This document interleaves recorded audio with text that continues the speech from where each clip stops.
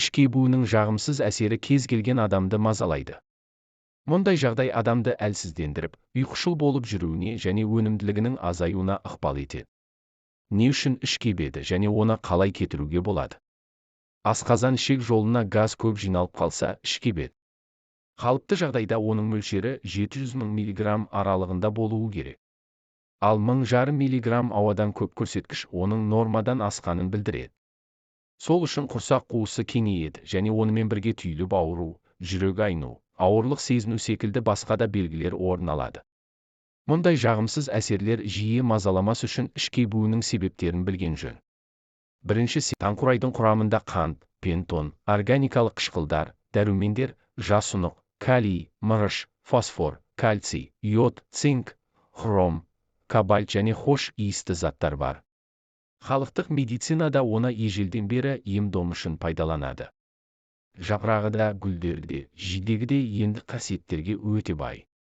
Құрамындағы химиялық заттар қатерлі ісік және жүрек-қан тамырлары, асқазан, тұмау ауруларымен жақсы күреседі. Ұмытшақтыққа да, қан аздыққа да, көз көру қызметіне де аса пайдалы. Таңқурай шырыны тыныс алу жолдарына, суы іш өтуге, қышымаға, қан қысымының артуына, мастықты жазуға таптырмас көмекші, бал мен шаймен ішу керек. Шырынымен аузыңызды шайсаңыз, тіс жиегі ауруларына жақсы болмақ. Жапырақтарын күнге күйгенде бетіңізге қолданып көріңіз. Және жапырақтан жасалған компресс бетті ылғалдандырып, қалпына келтіреді. Құрамындағы қанттың көптігіне қарамастан, диеталық тағамдардың қатарына қосуға болады. Бір стақан жидекте 64 калория бар екен. Таңқурай қышыма, терінің қабынуы сынды аллергиялық реакциялар тудыруы мүмкін. Сондықтан тұз байлану, бүйректің қабынуы ауруларында оған жоламаған дұрыс. Жұлынған таңқурайдың ғұмыры ұзақ емес, 1 күн. Ары кетсе 2 күн. 3-4 күнге дейін сақталса, бас киіміңізді шешіп, құрмет көрсетсеңіз болады. Оны басқа бір жерге алып бару да қиынның қиыны, дұрысы, оны жаңа жұлынған кезде тойғанша жеп алып, хош иісін сақтау үшін қайнатып тосап жасау деп біліңіз. Таңқурайды таңдауға келген кезде, оның көлеміне назар аударыңыз.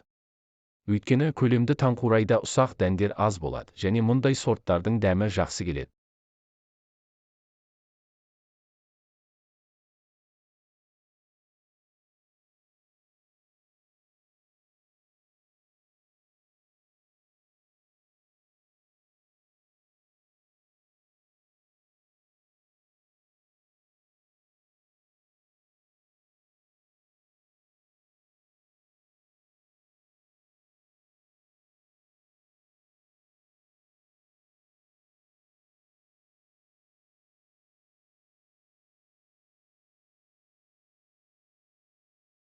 Ашура күні ізгілік амал жасаудың сауабы артық болғандығы сияқты, бұл күндері тыйым етілген істі жасаудың да күнәсі ауыр.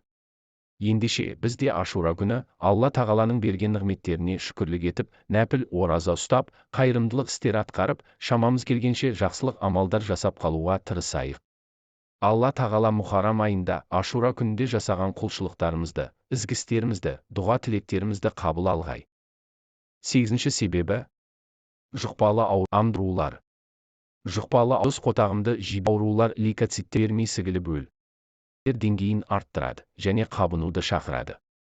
Егер олармен жамбас аймағы немесе асқазан ішек жолы зақымданса, ауру сезіміне қосымша ісік пен құрсақ қуысының кебуі қосылады.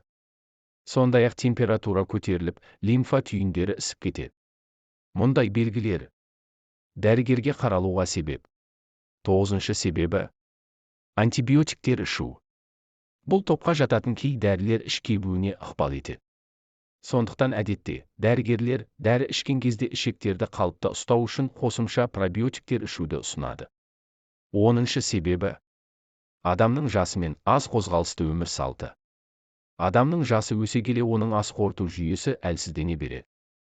Сондықтан оны тонуста ұстау маңызды, жылына кем дегенде 1 рет гастроэнтерологқа қаралу керек.